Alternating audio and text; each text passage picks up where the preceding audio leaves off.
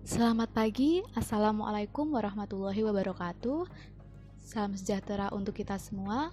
Om Swastiastu, Namo Buddhaya, Salam Kebajikan.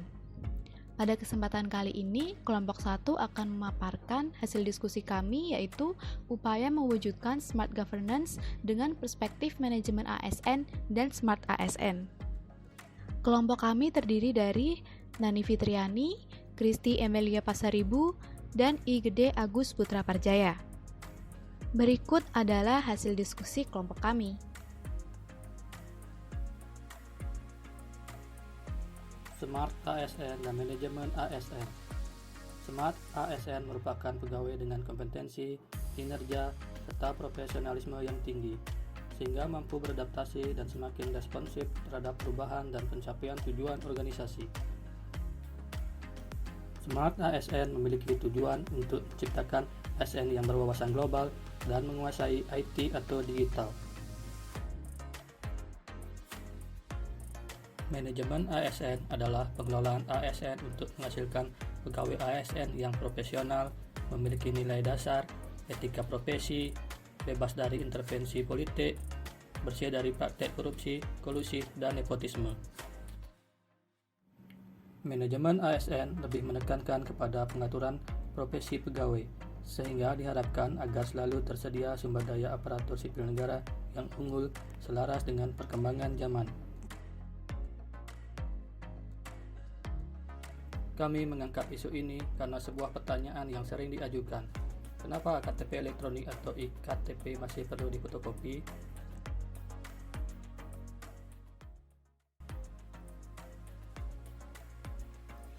Program KTP elektronik atau iKTP dilatar belakangi oleh sistem pembuatan KTP konvensional di Indonesia yang memungkinkan seseorang dapat memiliki lebih dari satu KTP. Hal ini disebabkan belum adanya basis data terpadu yang menghimpun data penduduk dari seluruh Indonesia. Fakta tersebut memberi peluang penduduk yang ingin berbuat curang dalam hal-hal tertentu dengan menggandakan KTP-nya. Oleh karena itu, didorong oleh pelaksanaan pemerintahan elektronik atau e-government, serta untuk dapat meningkatkan kualitas pelayanan kepada masyarakat, Kementerian Dalam Negeri Republik Indonesia menerapkan suatu sistem informasi kependudukan yang berbasiskan teknologi, yaitu Kartu Tanda Penduduk Elektronik atau iKTP. Kartu Tanda Penduduk Elektronik atau iKTP adalah kartu tanda penduduk yang dibuat secara elektronik, dalam artian baik dari segi fisik maupun penggunaannya berfungsi secara komputerisasi. Program iKTP diluncurkan oleh Kementerian Dalam Negeri Republik Indonesia pada bulan Februari 2011, di mana pelaksanaannya terbagi dalam 2 tahap. KTP elektronik dilindungi dengan keamanan pencetakan dan warna yang berstandar di bawah sinar ultraviolet serta anti-copy design. Struktur KTP elektronik terdiri dari 9 layer yang akan meningkatkan pengamanan dari KTP konvensional. Chip ditanam di antara plastik putih dan transparan pada 2 layar teratas. Chip ini memiliki antena di dalamnya yang akan mengeluarkan gelombang jika digeser. Dengan adanya iKTP ini diharapkan bisa mengamankan kepemilikan identitas digital melalui sistem autentifikasi untuk mencegah pemalsuan data.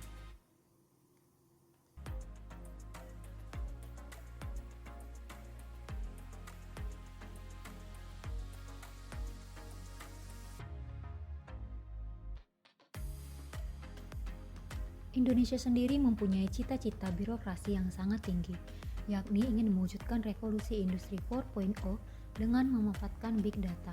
Tapi pada kenyataannya di lapangan masih banyak ditemukan penggunaan fotokopi iKTP untuk urusan birokrasi. Seperti contohnya pelayanan di rumah sakit yang menggunakan BPJS masih harus menyertakan fotokopi iKTP, vaksinasi COVID, dan pelayanan birokrasi pemerintahan lainnya. Fenomena masih adanya institusi atau lembaga atau badan publik yang meminta fotokopi KTP untuk syarat masyarakat memproses suatu urusan menunjukkan masih adanya pihak-pihak yang belum bekerja sama dengan Direktorat Jenderal Kependudukan dan Catatan Sipil Kementerian Dalam Negeri. Tentu fakta ini sangat disayangkan. Ini merupakan sebuah kemunduran jika KTP elektronik difotokopi, karena seharusnya penggunanya sudah di-tap seperti e-money atau card reader semacamnya. Kondisi seperti ini bisa menyebabkan tidak terlaksananya visi pemerintah dalam sistem pemerintahan berbasis elektronik, yaitu terwujudnya sistem pemerintahan berbasis elektronik yang terpadu dan menyeluruh untuk mencapai birokrasi dan pelayanan publik yang berkinerja tinggi.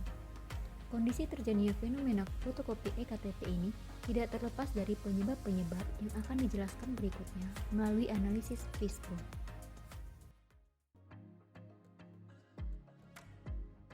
Setelah memahami kondisi-kondisi yang diakibatkan oleh isu penggunaan IKTP yang belum optimal, maka langkah selanjutnya adalah melakukan analisis terhadap isu ini.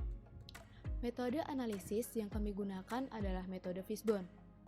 Fishbone diagram atau diagram tulang ikan menekankan dan menggambarkan hubungan sebab akibat.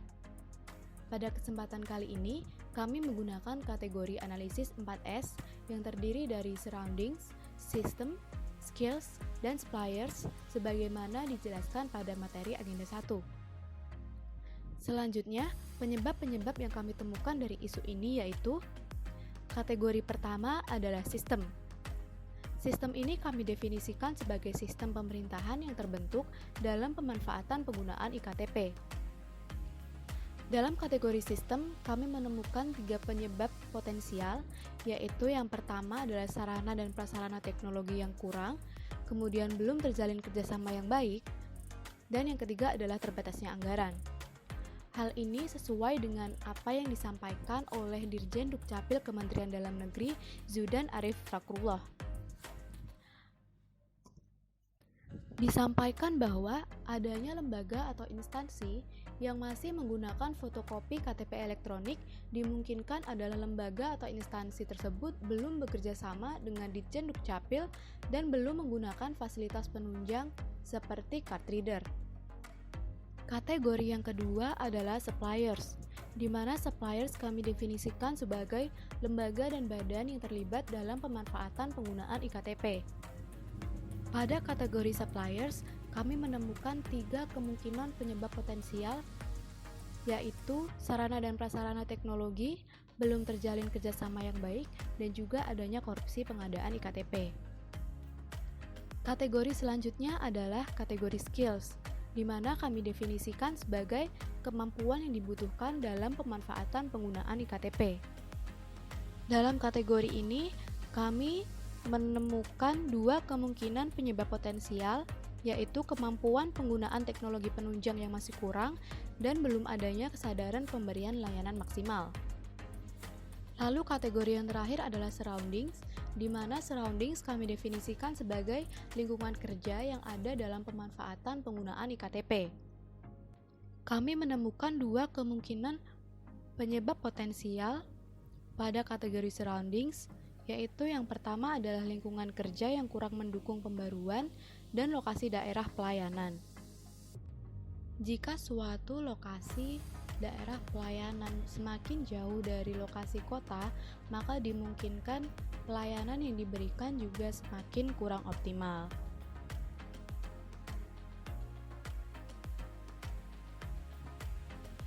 Setelah melakukan analisis menggunakan metode Fishbone terhadap isu ini, terdapat 2 penyebab yang paling sering muncul yang kami temukan, yaitu sarana dan prasarana teknologi dan belum terjalin kerjasama yang baik antar lembaga. Sehingga, kami menyusun 2 rekomendasi alternatif atas penyelesaian isu ini sebagaimana terlihat pada tabel. Tabel 1 menggambarkan alternatif penyelesaian terhadap penyebab sarana dan prasarana teknologi yang masih kurang. Alternatif penyelesaiannya yaitu dengan pengadaan sarana dan prasarana teknologi penunjang. Tahapan alternatif penyelesaian yang bisa dilakukan adalah penentuan anggaran pengadaan, perencanaan pengadaan, pelaksanaan pengadaan, dan pengawasan pengadaan. Hasil yang diharapkan dari rekomendasi ini adalah adanya penggunaan EKTP yang optimal diharapkan dapat mewujudkan sistem pemerintahan berbasis elektronik. Pihak-pihak yang terlibat adalah Kementerian Dalam Negeri dan semua lembaga dan badan pemerintah yang memberikan pelayanan kepada masyarakat. Tabel kedua menunjukkan alternatif penyelesaian terhadap penyebab belum terjalin kerjasama yang baik antar lembaga.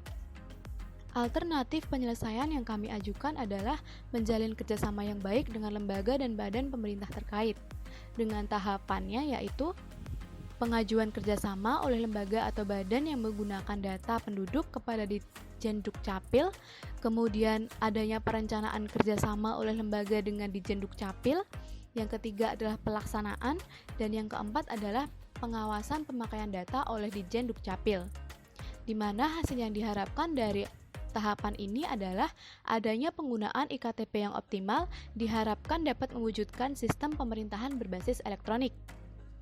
Pihak-pihak yang terlibat adalah Kementerian Dalam Negeri dan semua lembaga dan badan pemerintah yang memberikan pelayanan kepada masyarakat.